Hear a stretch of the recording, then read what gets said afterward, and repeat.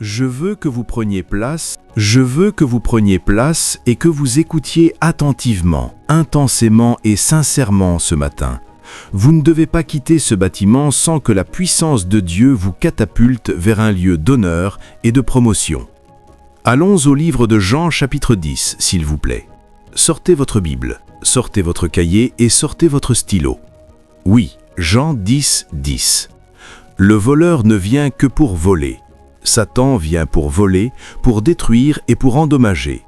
Moi je suis venu, mais Jésus est venu afin qu'ils aient la vie, afin que vous ayez la vie et qu'il l'ait plus abondamment, afin que vous l'ayez plus abondamment. Chaque enfant de Dieu est un faiseur de miracles.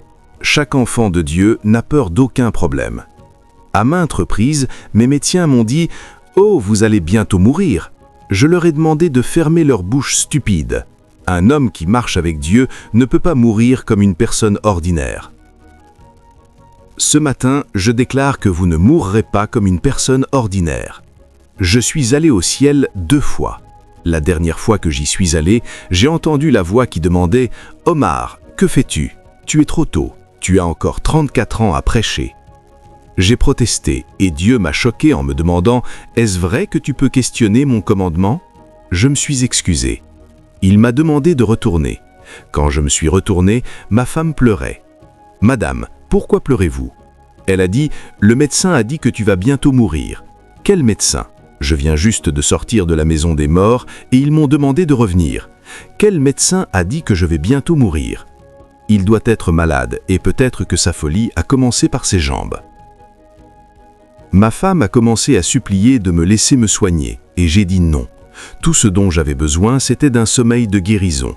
Je ne sais pas pourquoi, hier soir, j'ai demandé à Dieu de bénir certains d'entre vous avec un sommeil de guérison. Est-ce que quelqu'un a été honoré par Dieu ? Puis-je voir votre main levée ? Si vous avez eu ce sommeil de guérison, levez la main. Chaque fois que vous tombez malade, dites à Dieu de vous bénir avec un sommeil de guérison. Il n'a rien dit. Venez, je suis ici pour vous équiper. Pour chaque bataille que vous livrez, vous devez être plus que vainqueur. Vous allez avoir une victoire surnaturelle et aucun ennemi n'est autorisé à vous intimider. Le médecin a commencé à pleurer. « Permettez-moi, pouvez-vous fermer votre bouche, docteur ? Je viens juste de sortir de la maison des morts. On m'a demandé de revenir et de prêcher pendant 34 ans de plus. » Ma femme a appelé l'évêque Okona Oka qui est venu et a dit « Si tu ne coopères pas avec les médecins et que tu meurs, nous ne t'enterrerons pas. » Un homme qui est allé au ciel, que vous l'enterriez ou non, est-ce que ça importe ?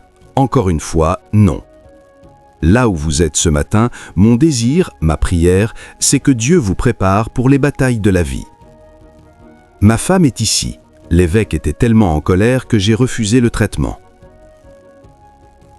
Votre heure de crise, suivez votre cœur et obéissez à la parole de Dieu. Nous sommes partis ce jour-là de Lagos pour revenir chez nous. À l'arrivée, il y avait une croisade prévue pour moi. Je ne sais pas ce que ma femme a dit au modérateur. Il a dit « Notre papa ne prêchera pas parce qu'il a besoin de repos au lit. » J'ai levé la main et j'ai demandé à la foule « Si prêcher ce soir va me réoindre, me réautoriser et me ramener à un lieu de grande onction et d'onction, est-ce que quelqu'un me refuserait ce privilège ?» Ils ont dit non. J'ai saisi le micro, je prêche encore jusqu'à maintenant. Quand les gens disent que vous allez mourir, vous avez le droit de contester. La science est le produit de l'humanité limitée. Hommes et frères, nous sommes puissamment puissants, mais allons-y. Allons au livre des Proverbes, chapitre 3, versets 13 à 16. Le livre des Proverbes, que dit-il ? Écrivez-le dans votre cahier. Proverbes, chapitre 3, verset 13. Heureux est l'homme qui trouve la sagesse et l'homme qui acquiert l'intelligence. De tous les dons du Saint-Esprit, la sagesse est redoutable et impressionnante. Mais voyons le chapitre 1 du livre de Jacques, verset 5. Que dit-il ? Jacques 1, 5. Si quelqu'un parmi vous manque de sagesse, qu'il la demande à Dieu. Comment savez-vous que vous manquez de sagesse ? Quand vous ne vous en sortez pas bien dans la vie, quand vous n'arrivez pas à gérer votre famille et en tirer le meilleur, quand vous ne savez pas appliquer ce que vous savez pour atteindre un lieu d'honneur, de promotion et d'élévation. quand vous manquez d'argent. Le livre de l'Exode 3, 21, que dit-il? Et je donnerai à ce peuple la faveur aux yeux des Égyptiens. Dieu a promis de vous donner la faveur. La faveur commande l'attention. La faveur ouvre les portes fermées. La faveur vous montre comment surmonter chaque ennemi. La faveur ne vous laissera pas avoir peur, car la peur vous détruit. Le plus important, la faveur ne vous laissera pas vous inquiéter. Qu'est-ce que l'inquiétude? C'est vous dans une chambre noire en train de développer des négatifs. En tant qu'enfant de Dieu, éloignez-vous de l'inquiétude. Soyez toujours maître de vos désirs et de vos pensées. Il a dit, si quelqu'un manque de sagesse, quand vous ne vous en sortez pas bien, quand vous ne faites pas comme certaines personnes font, quand vous n'arrivez pas à payer vos factures, quand vous empruntez partout, quand vous devez de l'argent à quelqu'un, vous avez besoin de sagesse. La sagesse vous montrera comment transformer un naira en 15 naira. La sagesse vous montrera comment être vainqueur, peu importe qui vous combat. Et ce Dieu appelle ceux qui veulent de la sagesse. Chaque fille facilement irritable n'a pas d'avenir, et chaque homme facilement irritable n'a pas d'avenir. C'est la colère qui a empêché Moïse d'atteindre son Canaan. C'est la colère qui a empêché Saül d'être roi d'Israël. J'ai combattu la colère pendant 15 ans et Dieu non seulement m'a libéré, mais a donné un don. Si vous êtes une personne facilement irritable, incapable de gérer votre colère, je veux que vous criez à Dieu ce matin afin d'avoir la puissance pour surmonter votre colère. Quand vous jugez les autres, Dieu vous jugera, et Dieu en sait plus que vous. Quand vous pointez un doigt vers les autres, 4 pointent vers vous. La pire personne à provoquer à la colère, c'est Dieu. Y a-t-il quelqu'un ici ce matin qui est assez honnête pour dire « Dieu, je n'aime pas la manière dont je me mets en colère, je ne semble pas maîtriser ma colère, Père, aide-moi » ? Si vous êtes là, Alléluia. Si je vous dis le dégât que la colère peut causer, vous vous détesterez. Levez encore les mains, laissez-moi voir. On dirait que tout le monde est dans le pétrin. Ça n'appelle pas au rire, ça appelle aux larmes. Quand un homme peut battre sa femme, c'est lui qui a besoin de délivrance, pas la femme. Un homme qui bat sa femme peut la tuer. Et ce matin, je demande à Dieu de me donner l'onction, la grâce pour prier pour chaque fille non mariée qui m'écoute, afin que Dieu vous aide à trouver la bonne personne. Je ne veux pas que vous sachiez que l'amour est blande, mais le mariage est l'ouvreuil. L'amour est une grande forme de folie, mais le mariage vous ouvrira les yeux. Avant d'y arriver, laissez Dieu vous montrer quoi faire. C'est pourquoi j'ai dit que nous avons besoin d'une rencontre avec l'Esprit vivant de Dieu. Chaque matin, avant de quitter notre chambre, nous avons terriblement besoin de Dieu. Et ce matin, je veux que vous sachiez que vous pouvez grandir en grâce. Ce Dieu peut vous bénir avec la sagesse. Voyons le livre de Luc, chapitre 2, verset 52. S'il vous plaît, notez chaque passage biblique que je cite. Ce n'est pas un service ordinaire. Je veux vous surcharger d'onction et d'onction à votre apparition. Chaque arbre qui bloquera votre chemin sera coupé.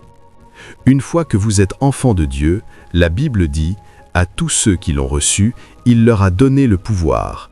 Pouvoir de se comporter, pouvoir de régner, pouvoir de commander, pouvoir de faire arriver les choses. Je ne sais pas si vous savez que Dieu nous bénit avec l'imagination, et tout homme d'imagination ne peut être un échec.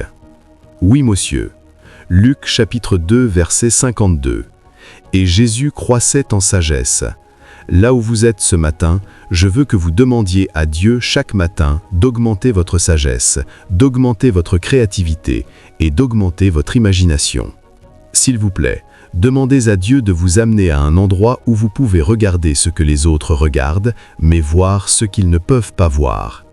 Ce n'est pas suffisant de dire « je suis né de nouveau », nous voulons des preuves.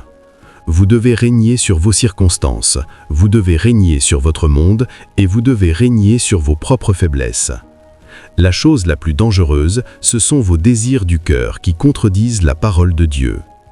La Bible dit « Et Jésus croissait en sagesse, en stature et en faveur auprès de Dieu et des hommes. » Il avait la faveur auprès de Dieu et des hommes. Qu'est-ce que cela signifie? Dieu a promis d'envoyer des aides de destinée pour nous aider. Et chacun qui m'écoute ce matin a besoin d'aide de destinée. Je déclare ce matin que dans chaque bataille que vous livrerez dans cette vie, vous serez plus que vainqueur. Il y a tellement de choses que Dieu peut faire pour nous. J'ai dit hier soir qu'il y a un parfum d'onction sur un enfant de Dieu qui ne permettra à aucune grenade d'exploser en votre présence. Et hommes et frères, quand Dieu dit que la destinée a passé votre chemin, vous serez plus que vainqueur. Jésus a dit qu'il est venu afin que vous ayez la vie et que vous l'ayez plus abondamment. Cela signifie que Dieu vous donnera la sagesse en surplus, en abondance. Il vous donnera une grande imagination, mais cela signifie aussi qu'aucun homme ne pourra vous flatter, car la flatterie est le chemin le plus court vers la fornication et l'adultère. Et, jolie fille, savez-vous que c'est une mauvaise nouvelle d'être jolie? Vous ne m'avez pas entendu. Quand les hommes vous voient et disent « Quelle fille joliment, magnifiquement, éblouissante, fascinante », mon frère qui est allé à Béné la semaine dernière, nous étions ensemble dans un essaleur avec une sœur. Un homme qui était dans cet essaleur nous a vus et a dit à la fille qui nous accompagnait « Tu ne peux pas être un être humain, tu dois être un ange. Et si tu es un ange, c'est la première fois que tu viens au Nigeria. » Waouh! Ézéchiel lui a dit « Je chasse ce démon de toi. » L'homme s'est retourné « Je ne t'ai pas vu. Pourquoi te verrais-je ? Nous sommes occupés à marier une fille qui n'est pas ta femme ni ta fille. Homme stupide et malade.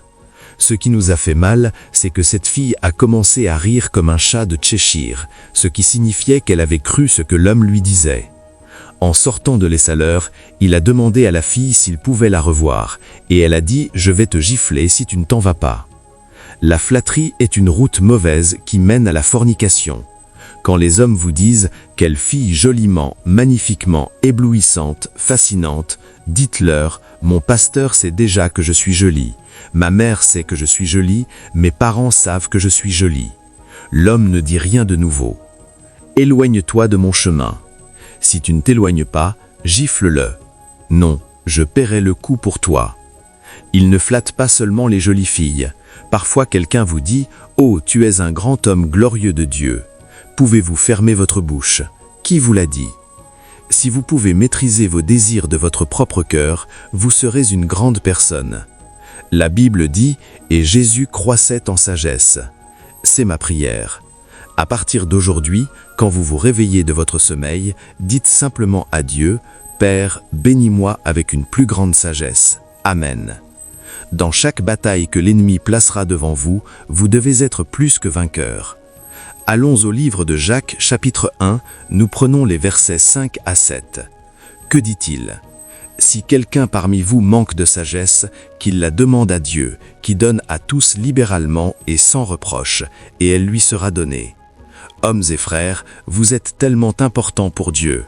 Il ne veut pas que vous perdiez aucune bataille que vous livrez.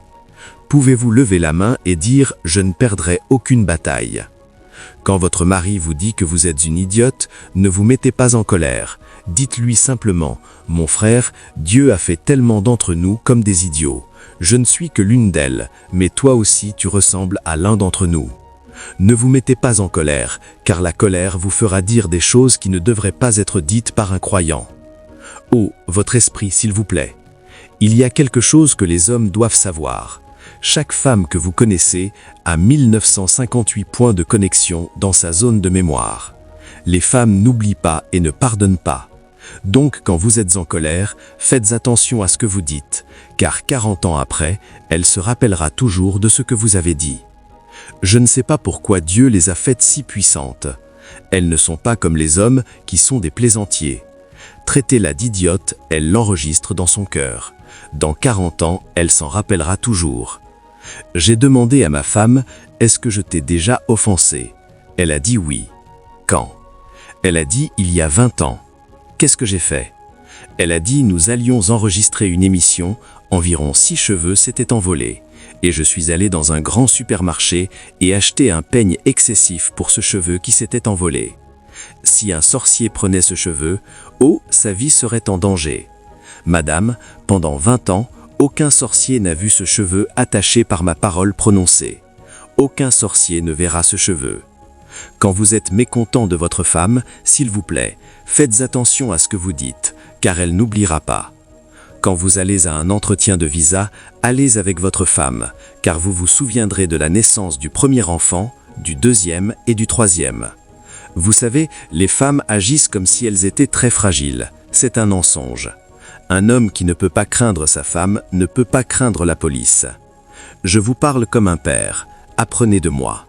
Ce n'est pas seulement votre femme. Quand la maladie frappe à votre porte, ne vous rendez pas rapidement. Pouvons-nous aller au livre de Marc chapitre 16 versets 16, 16 et 19. Et ces signes suivront ceux qui croient. La Bible dit que ces signes suivront ceux qui sont membres du cercle intérieur de Dieu. En mon nom, ils chasseront les démons. Ils parleront de nouvelles langues. Quand nous parlons de parler en nouvelles langues, nous voulons dire que vous appelez des renforcements du commandant en chef quand vous êtes dans les ennuis. Quand je faisais passer clandestinement des Bibles en Chine, ils m'ont attrapé avec 300 Bibles et j'ai commencé à parler en langue. Étonnamment, ma valise a écrasé la machine qui avait le pouvoir de détecter combien de Bibles étaient dans une boîte. Ils m'ont demandé « Es-tu un sorcier ?» Je leur ai dit « Je suis pire qu'un sorcier. Aucun sorcier n'a une belle femme, aucun sorcier n'a une bonne voiture, aucun sorcier ne vit dans une bonne maison. » Je leur ai dit « Je suis pire que les sorciers. À mon commandement, ils peuvent être désarmés. » Ils m'ont dit « Prends ton problème et va-t'en. » Il y a de la puissance à parler en langue. Quand vous parlez, Dieu vous enverra des renforts. Ils prendront des serpents, et s'ils boivent quelque chose de mortel, cela ne leur fera pas de mal. Nous sommes les seuls peuples sous le soleil qui peuvent boire du poison et continuer notre chemin. J'ai été empoisonné plusieurs fois, mais j'aime parce que chaque personne peut changer à votre commandement. Quand vous dites au poison « Tu n'es plus de poison, tu es maintenant du thé », ce poison deviendra du thé, parce que votre maître a parlé à un objet inanimé, et ce qu'il a dit s'est réalisé. Vous avez du pouvoir sur le poison, peu importe qui l'a fabriqué. 1976, ma femme et moi avons été kidnappés. C'était merveilleux pour moi. Je ne sais pas pourquoi j'aimais les ennuis, mais j'étais né avec une valeur de nuisance. Quand Dieu m'a appelé à être prédicateur, j'étais le prédicateur le plus disqualifié. Mais il n'appelle pas les parfaits, il appelle les imparfaits. Chaque fois que je tiens ce micro pour prêcher, je ris de moi-même. J'aurais dû être enfermé quelque part, pas être un homme libre avec un micro en train de prêcher. J'aurais dû être enfermé dans une bonne prison. J'aimais les ennuis et les ennuis m'aimaient. Mais maintenant, tout cela a changé. Dans le monde du succès, l'information est le plus grand atout. Donc, je voudrais que vous vous intéressiez aux choses que je vais dire. Elles vous aideront pendant que vous livrez les batailles de la vie. Je ne m'attends pas à ce que vous perdiez aucune bataille, et je veux vous montrer comment gagner la plupart du temps, sinon tout le temps. Dans votre famille, soyez le premier à vous excuser quand vous vous disputez avec votre mari ou votre femme. Le jour où Satan est venu dans ma chambre cellulaire, cet homme des buissons est entré sans ouvrir la porte. La porte était aussi bien fermée que quand je l'avais verrouillée. Il est entré et s'est assis. « Hé, mon ami, qui es-tu » Il a dit « Je suis Satan. »« Satan, que fais-tu ici » Il a dit « Tu as prêché un sermon au Stade national hier, et je suis venu t'avertir. Je vais m'occuper de toi. Je vais tuer presque tout le monde dans ta famille. » Mon ami, mon père avait un voisin qui te ressemblait. Cela ne m'a pas empêché d'avoir mon bon petit déjeuner. Fais ton pire. Il a dit « Omar, tu me demandes de faire mon pire ?» J'ai dit « Oui. La vie est une bataille, et je suis habitué à livrer des batailles. » Homme hébreu, j'ai dû rencontrer Dieu cette nuit-là et lui dire « Que dois-je faire ?» Et Dieu a dit « Quiconque il utilisera pour te nuire ou t'humilier, pardonne à cette personne. C'est la plus grande façon de désarmer Satan. » Quand vous pouvez dire à votre femme « Je n'aime pas la façon dont je t'ai parlé, je suis vraiment désolé, je m'excuse. » Vous la désarmez. Tout ce qu'elle avait prévu contre vous sera annulé. Tous les hommes qui m'écoutent ce matin, mariés à des filles joliment, magnifiquement, éblouissantes, sachez qu'elles ne sont pas des naïves. Chaque jolie fille que vous connaissez a été choyée et peinte par ses parents parce qu'elle était le seul poisson rouge de la maison. Ne punissez pas ceux qui vous offensent. Un jeune homme a volé 8 de mes machines d'impression. La police l'a attrapé. Tout le monde était choqué quand j'ai demandé au jeune homme de partir avec les machines volées. Le commissaire m'a demandé « Êtes-vous bien ?» Je lui ai dit « Je vais très bien, je suis bien et fort, mais cette bataille, je la gagnerai. Laissez votre homme partir avec les machines qu'il a volées. Ce sont maintenant des cadeaux de ma part pour lui. » La mère a dit, « Ne touche pas ces machines. Je suis la chef des sorcières à Akkoul. Je sais ce que le révérend sait. Il ne veut pas te tuer, il veut que Dieu te tue. Laissez Dieu fâtre pour vous, car si ce Dieu offense la loi, personne ne l'arrêtera. Est-il possible d'être arrêté? Non. Donc, poussez vos problèmes vers lui, laissez-le fâtre pour vous. » Romains 12, 19, « Bien-aimés, ne vous vengez pas vous-même, mais laissez place à la colère, car il est écrit « À moi la vengeance, je rendrai, dit le Seigneur. » Ne combattez pas pour vous-même, laissez-le fâtre pour vous. C'est ce qui fait un grand homme de Dieu. Nous roulions vers Badan en 1986. Quelqu'un a foncé dans notre convoi et a écrasé les voitures. Je suis sorti, j'ai inspecté les dommages et j'ai dit à mon chauffeur « Pouvons-nous continuer ?» Il a dit « Non, je vais tuer ce chauffeur. » « Lequel? Tu le connais ?» Il a dit « Non. » « Ne te dispute pas avec lui. » Il a dit « Non. » « Pourquoi veux-tu te battre avec lui? Parce qu'il a endommagé notre voiture? Sais-tu qui l'a envoyé endommager notre voiture? Allons-y. » Le chef du village est sorti et a dit « L'homme qui peut perdre autant de voitures, voir sa voiture endommagée comme celle-ci et continuer son chemin, cet homme a quelqu'un qui fa pour lui. Quand quelqu'un vous gifle sur une joue et que vous tendez l'autre, c'est parce qu'il y a quelqu'un qui fa pour vous, et cette personne est votre père. Permettez-lui de fâtre pour vous, car il est un meilleur guerrier que vous. Ce que je vous dis aujourd'hui, j'appelle cela la formation céleste. C'est la porte d'entrée vers le succès et la victoire. Ne vous impliquez pas dans chaque dispute dans votre famille. Quand votre femme dit que vous êtes le plus pauvre des pauvres, dites-lui juste « C'est pour cela que je t'ai épousé, pour que tu me montres comment créer de la richesse. » Quand Dieu vous transmet une information, traitez-la bien. Elle vous fera une plus grande personne. Pouvons-nous maintenant passer au livre de Jean, chapitre 2, versets 15 à 19 ? Quand ils eurent dîné, Jésus dit à Simon-Pierre, « Simon, fils de Jonas, m'aimes-tu plus que cela ? Je ne sais pas combien d'entre vous aiment ce Dieu. J'ai trouvé un grand secret. Ce secret est de l'aimer de plus en plus chaque jour. Aimer de plus en plus, c'est apprécier sa bonté, sa gentillesse envers moi. Les hommes ingrats n'ont pas d'avenir. Vous devez apprendre à être reconnaissant. Dieu vous donnera plus de miracles que vous ne pourrez en gérer. Un enfant ingrat ne peut pas recevoir de l'argent en surplus de son père. Combien d'entre vous sont reconnaissants d'être en vie aujourd'hui et d'être dans ce service? Combien d'entre vous ont déjà entendu une bonne chanson et ont pleuré? C'était parce que l'onction et la puissance de Dieu étaient sur vous. Quand vous pouvez entendre une chanson et la ressentir, cela montre que quelque chose se passe à l'intérieur de vous. Il y a 75 ou 85 personnes ici ce matin qui ont une rencontre avec la puissance de Dieu et ce Dieu les a guéris. Il a essuyé leurs larmes. Y a-t-il quelqu'un ici qui peut promettre à Dieu que s'il est béni avec de l'argent, il gérera cet argent avec soin? Père, passe de personne en personne, de famille en famille. Tout ce que tes enfants feront avec leurs mains qu'ils ont levées, fais-le prospérer. Tu as donné à Pierre un enseignement et une leçon quand il n'y avait pas d'eau dans tout l'océan. Tu lui as donné une instruction pour qu'il y ait des provisions en surplus de poissons, et il est rentré chez lui avec 2 bateaux chargés de poissons. Que le même miracle soit donné à tous ceux qui sont prêts ce matin.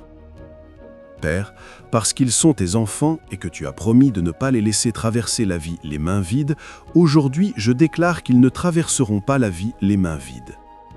Comme Pierre t'a entendu clairement et directement, qu'ils t'entendent aussi. Quand ils m'entendent, qu'ils comprennent.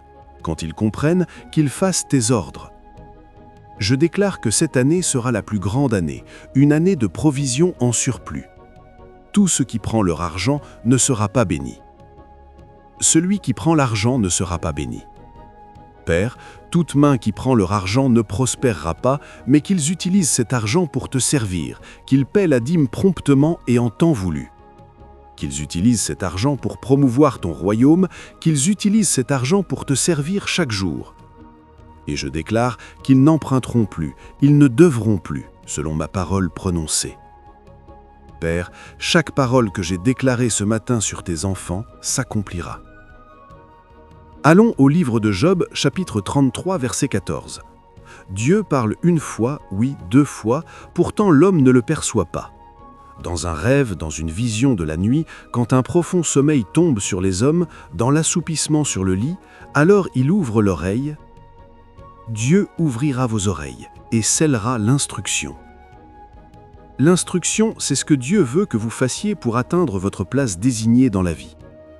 Par cette seule déclaration, je veux annoncer que votre sommeil ne sera plus un sommeil ordinaire. Il sera une école où Dieu sera votre enseignant et vous serez le seul étudiant. Combien ont reçu cela? À partir de ce soir, quand vous irez au lit, dites à Dieu que mon sommeil soit une école. Ce qui distingue un homme du suivant, c'est ce qu'il sait que les autres ne savent pas.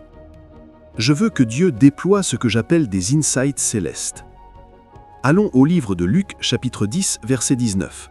« Voici, je vous donne le pouvoir de marcher sur les serpents et les scorpions et sur toute la puissance de l'ennemi, et rien ne pourra vous nuire par aucun moyen. » Hier, j'ai dit que le chant est une invitation que Dieu ne peut pas refuser. Quand nous élevons un chant, en écoutant ce chant avec votre esprit, permettez à Dieu de vous catapulter hors de cette foule vers l'endroit où vous appartenez avec lui et de grandes choses arriveront. Voyons le livre de Marc, chapitre 4, verset 11. « Et il leur dit, « À vous, il est donné de connaître le mystère du royaume de Dieu. » Le royaume de Dieu est un royaume de mystère, mais à ceux qui sont dehors, tout est en parabole. Comprendre ces mystères vous donnera le pouvoir sur les affaires de la vie. Vous devez donc apprendre à être un grand étudiant de la parole et des mystères de Dieu afin d'être un vainqueur, afin de vous tenir là où ce Dieu vous favorisera, là où ce Dieu combattra vos batailles, là où ce Dieu fera de vous un conquérant. Là où vous êtes ce matin, tous ceux qui veulent que Dieu les bénisse avec la faveur, c'est-à-dire que Dieu vous choisisse pour l'honneur, je déclare qu'à partir d'aujourd'hui, en entrant dans la nouvelle année, Dieu vous bénira avec la faveur. Mais tout ce que Dieu vous demandera de faire, faites-le. Si vous ne le faites pas, il arrêtera de vous parler ou de vous donner de nouvelles instructions. Donc, obéissez-lui. Quand il dit de faire quelque chose, faites-le. Quand il dit de vous éloigner de tout péché, éloignez-vous de tout péché. Mais le plus important, je veux que vous deveniez votre propre directeur d'école et un marchand de connaissances. Aucun homme ne sera un grand homme de Dieu s'il n'est pas un marchand de connaissances. Vous devez donc chercher, peiner, désirer ardemment et avoir faim de connaissances. Elle fera de vous une grande personne.